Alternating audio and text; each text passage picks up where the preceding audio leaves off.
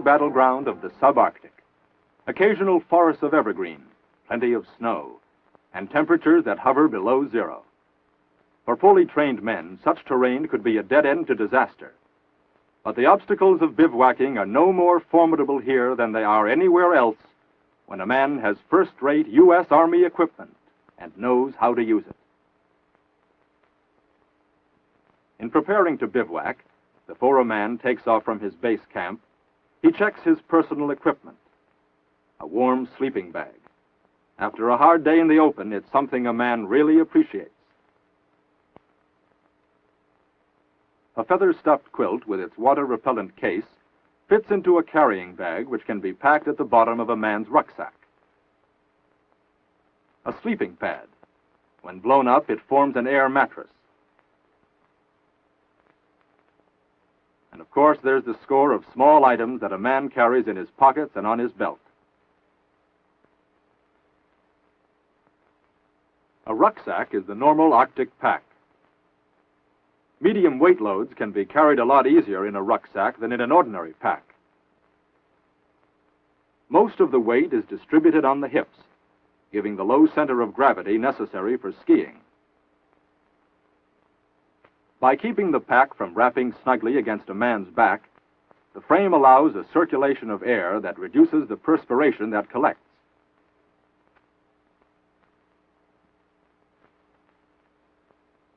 Chapstick to keep a man's lips from chapping in the dry, cold wind.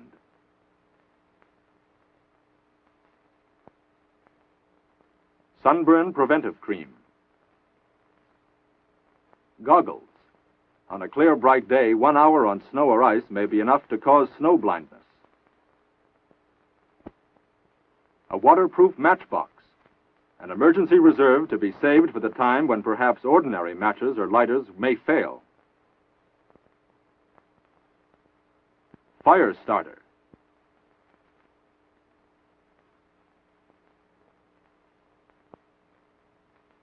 A candle for heat and light to be put in a pocket later. An emergency thong for lashing packs and repairing ski straps and snowshoes.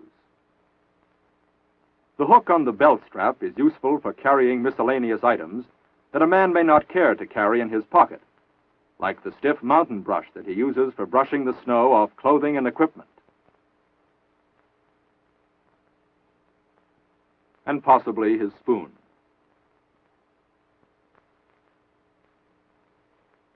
A knife and fork, of course. And a couple of sticks of ski wax.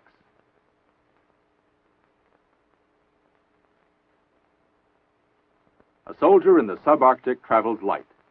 Heavier and bulky items are hauled in the squad's 200-pound capacity sled. The boat-like sled is made of plastic. It has a canvas cover and lashing rings and ropes for protecting and securing the load. It's important to properly distribute the weight. The 10-man Arctic tent goes on the bottom. Another heavy item, the 5-gallon gasoline can, fits conveniently to the rear of the tent. Rations in the Yukon stove go up front, along with a pair of one-burner cooking stoves.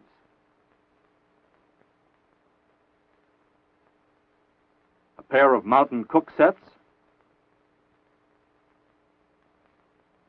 and a pressure cooker. A loaded sled like this can be dragged by soldiers on skis, and sometimes it has to be.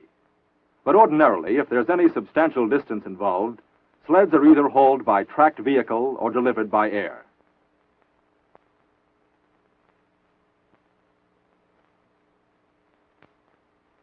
Carefully covered with the canvas that is folded and tucked to keep out snow and moisture, the cargo is latched down from front to rear with stout nylon cord.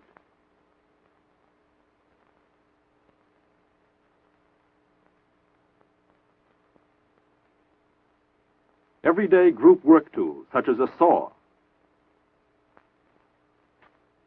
a machete, and an axe.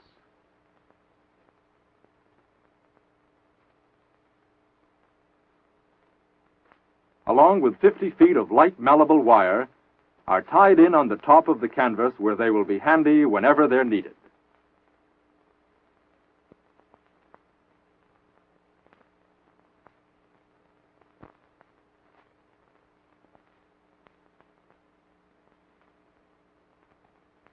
Preparations complete, the platoon moves out.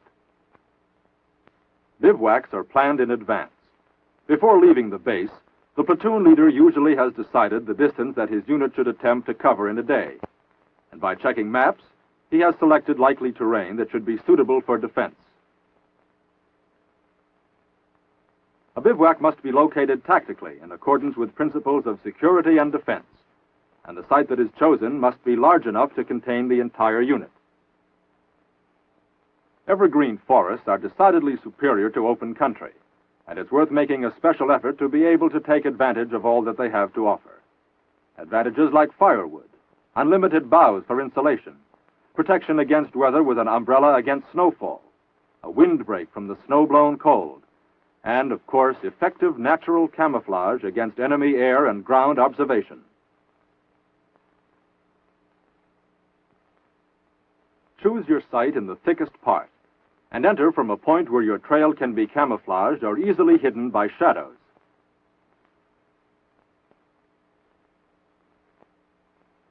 If there were a stream nearby, that would be good too, but you can't always arrange it to have everything.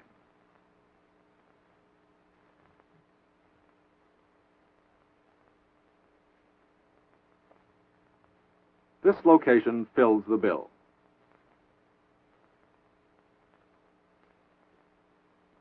Security.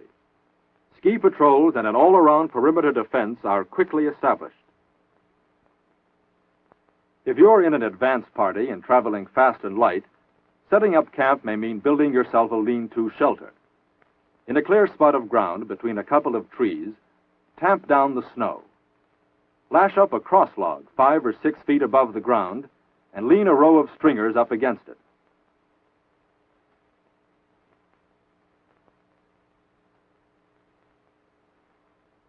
Making a good solid job of the corner lashings is rather important.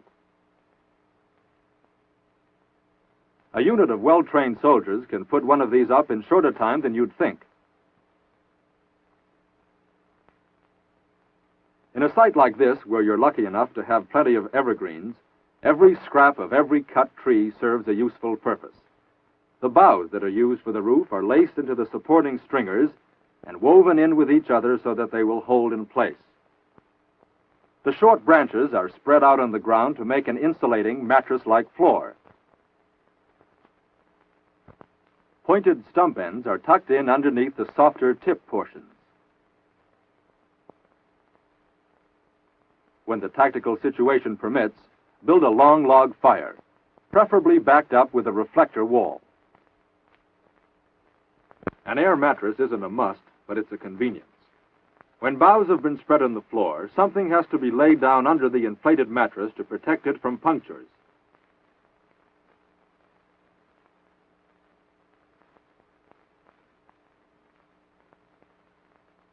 The outer parka is spread out over the top like a mattress cover.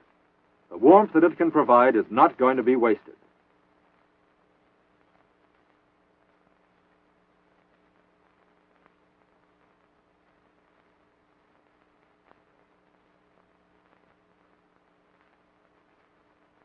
And now the sleeping bag itself is spread out on top of the outer parka, and the bag is opened part way up.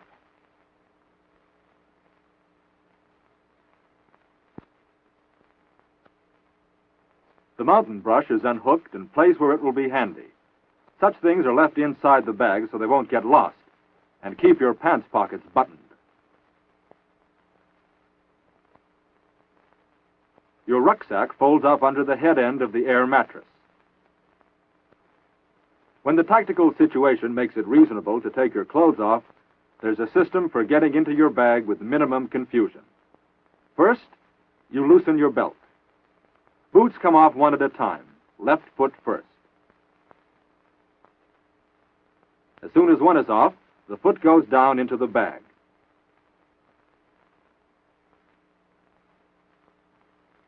Now, the right foot.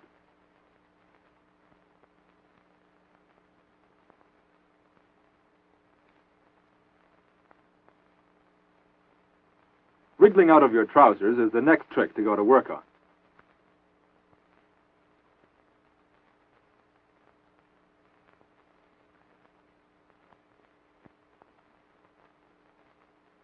The trousers are folded up. Then they're put back inside where they'll go underneath the knees. Now the socks come off. They're placed next to the body, near the hip, where they'll be warm and perhaps dry out a bit.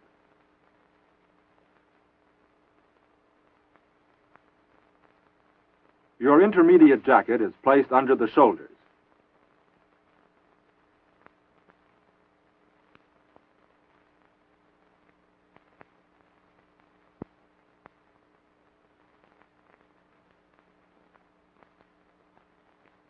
Now comes the shirt. You take it off and fold it up so that you can use it for a pillow.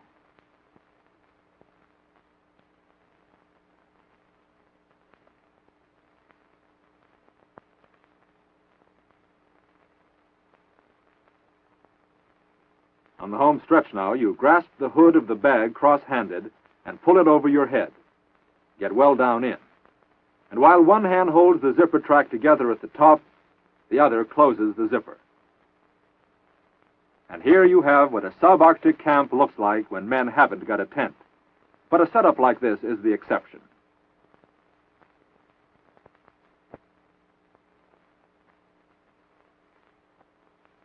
Ordinarily, units travel with their squad tents. When planning the arrangement of the tent site, care is taken so that tents will be a full 60 yards apart to lessen their vulnerability to shell and mortar fire. The motorized vehicles with the cargo sleds follow close in the heels of the advance party. The end of the trail does not mean any loitering halt or slackening in activity. Men are sweating, and it's the exercise of the forward push that has been helping keep them warm. Until there is shelter and a fire, the exertion of pitching camp will help protect you from getting chilled.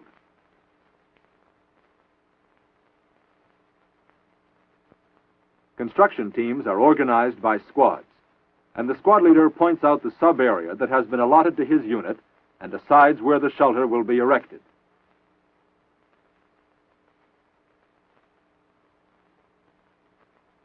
The leader explains the restrictions that will be enforced concerning bough cutting, the use of water supply, and the handling of camp sanitation.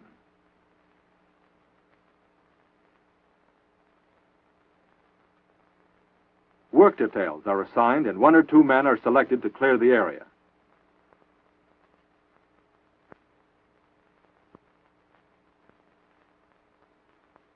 The floor of any shelter, of course, will want to be clear of broken branches and twigs and free of any jagged obstructions like protruding stumps.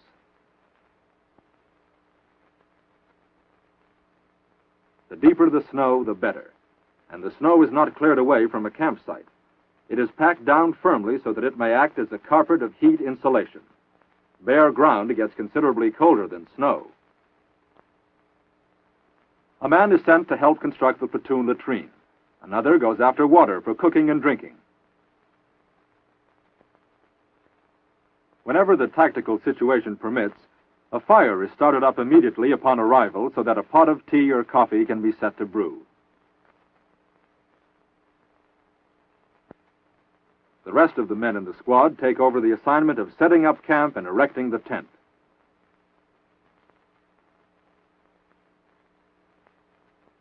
The 10-man tent, weighing 91 pounds, accommodates the personnel of 1 rifle squad or artillery section.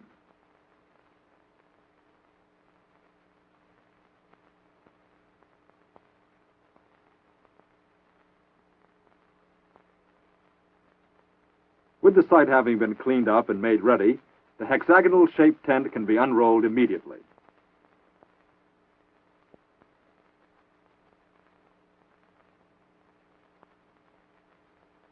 Two men grab the upper corners of the front wall and stretch the wall out tight in the position that it will be in when the tent has been permanently erected.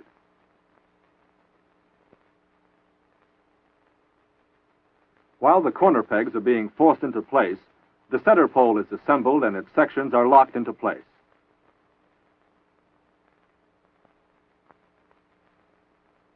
Pounding's not necessary. After pegs have set a few minutes in tamped snow, they'll hold firm. The The tent has been positioned so that its double zippered front door faces obliquely to the prevailing wind.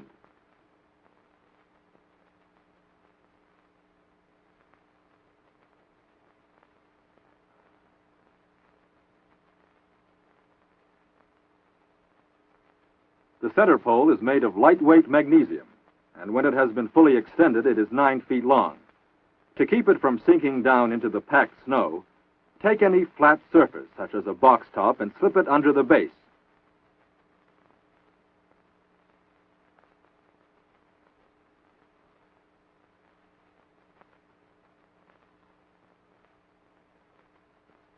While the man on the inside continues to hold the center pole in an upright position, the back end of the tent is stretched out taut, and the remaining 2 corner pegs are positioned.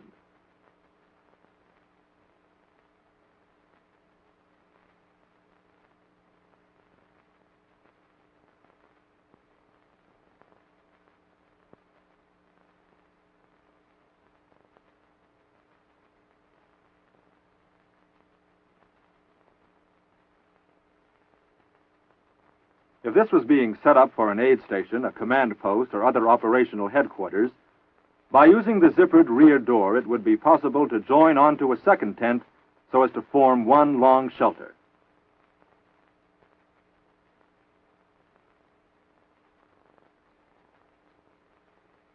The 2 front corners and the 2 rear corners have now been taken care of, and since this is a hexagonal or 6-sided tent, there are additional side corners that have to be pulled taut and anchored.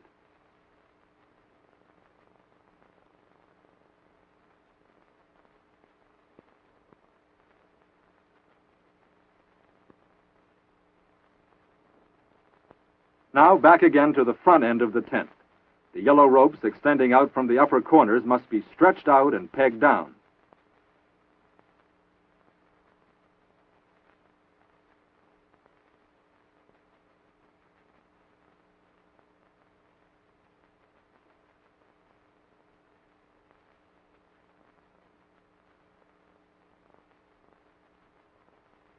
The other front corner. Notice how the ropes are extended in the same direction as the seams to which they are anchored.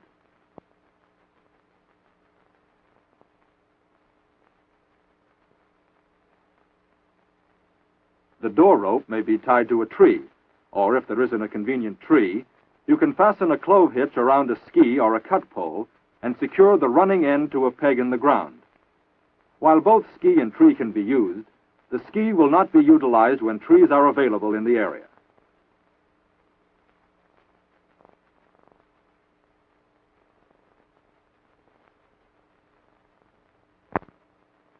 Finally, the white ropes are secured.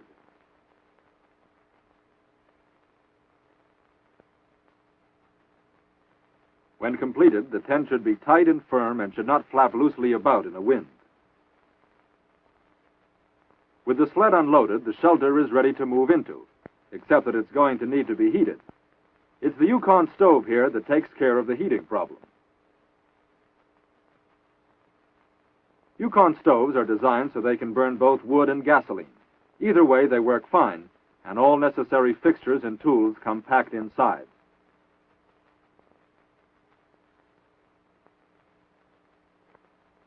Everything in good order? Gasoline burner assembly.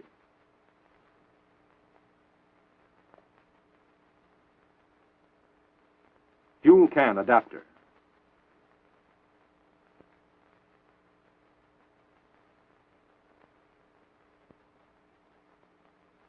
Fuel hose with drip deflector.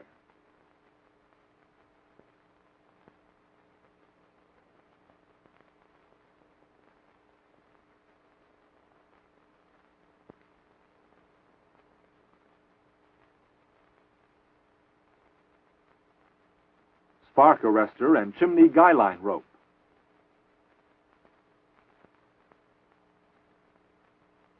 Tools. And the sections of nesting stovepipe.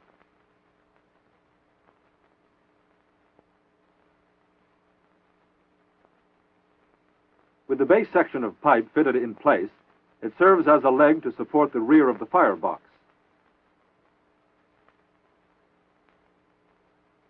The spark arrestor that fits on top of the chimney is a mighty important fixture. By deflecting the draft and screening the smoke, it reduces the hazard of sparks that can burn holes in the roof of your tent and, under some circumstances, might pinpoint your location to enemy observation.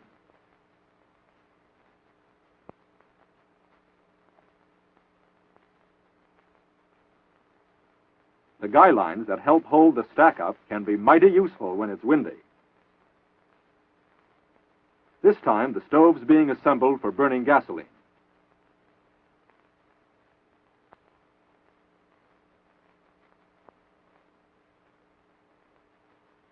That's the burner, of course, that's being fitted into place.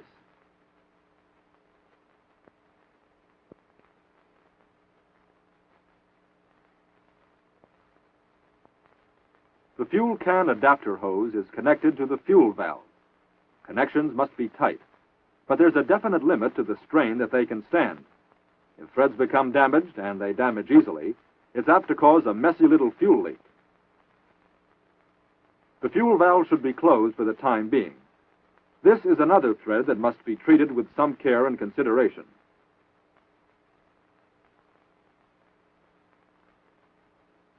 The inverted fuel can has a petcock and is tilted cornerwise so that as it empties, the last of its contents will drain into the feed line. After opening the petcock on the fuel can outside, examine the assembly for any signs of leaks. Open the stove door wide and check for any signs of leaks on the inside. Keeping your face out of line of the flash that may occur, hold a match or a lighted paper under the burner and open the valve by turning it counterclockwise about half a turn.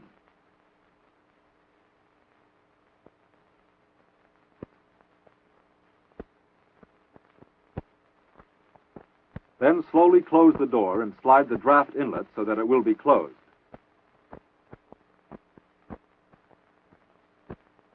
Like the thermostat in a family living room, the proper adjustment for this fuel valve may be highly controversial. The final unpopular decision will probably be made by the man with the highest rank. To stop the burner, the valve is firmly but not forcefully closed. When gasoline is scarce, and there are times when it gets in short supply, a Yukon stove is also a first-rate wood burner.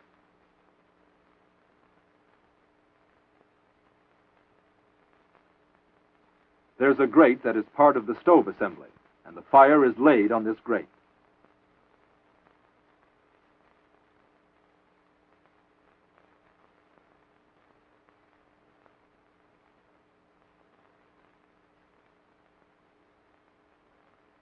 The spark arrestor outside on the chimney has already been checked and adjusted for use with wood.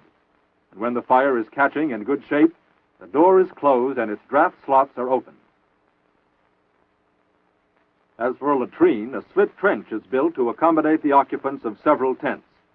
Latrine discipline will be strict. Where frozen soil makes it impossible to dig into the ground, wind-blown pollution is common, and snow may have to be thawed for drinking water. A typical latrine arrangement is set up between a couple of trees. A trench has been dug down through the snow as deeply as possible, and above there's a stout horizontal pole for a seat and a second pole to serve as a backrest.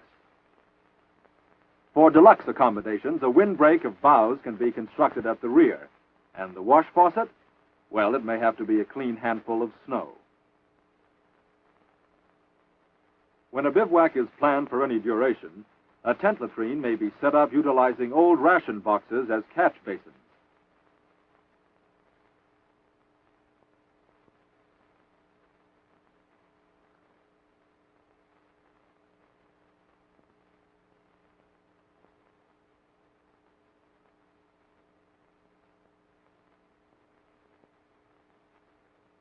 If gasoline is plentiful, burning is the best means of disposing of latrine waste and garbage.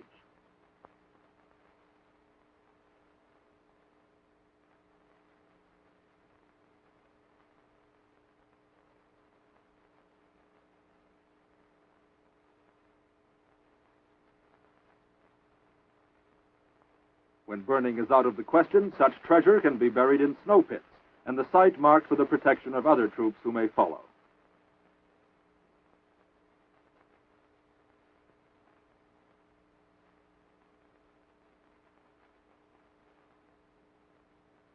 A useful arrangement that's easy to construct in country where timber is everywhere for the taking is a rack for the sled, skis, equipment, and weapons to keep them out of the snow and in good working condition.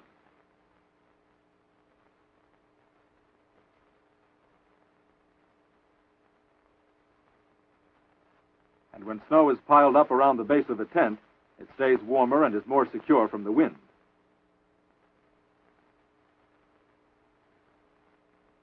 Because boughs are everywhere available, a thick carpet of them is spread out for floor insulation. Equipment is arranged for convenience and utility of space. Rucksacks are placed against the wall where each man sleeps, and the sleeping bags that are sometimes spread out like this from the center pole like the spokes of a wheel are opened and aired.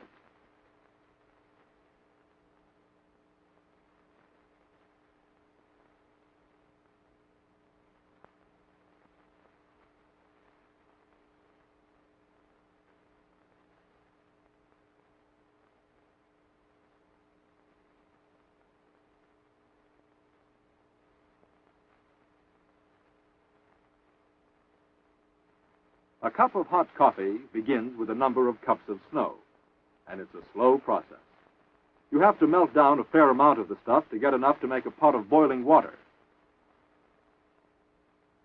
Tent group cooking is generally SOP, and to turn out the hearty hot meals that men in the subarctic need and want, everyone pitches in and helps with the job he can do best, whether it's chief can opener or chief cook.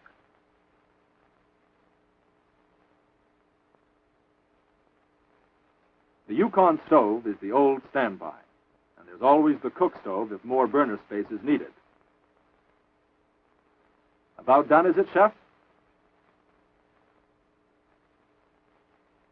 Using squares of clean cardboard for plates cuts down on the dishwashing chore in country where hot water is hard to come by.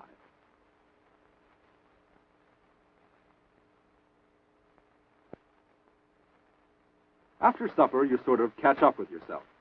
Big game country? Prepare for the big game. Gin rummy. Washing with snow?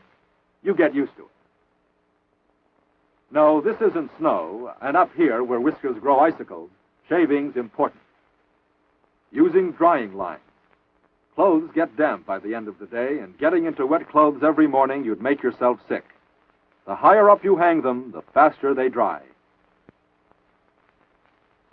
Whenever the tactical situation permits, you make yourself as comfortable as you can, because a night may come when everything may be far different.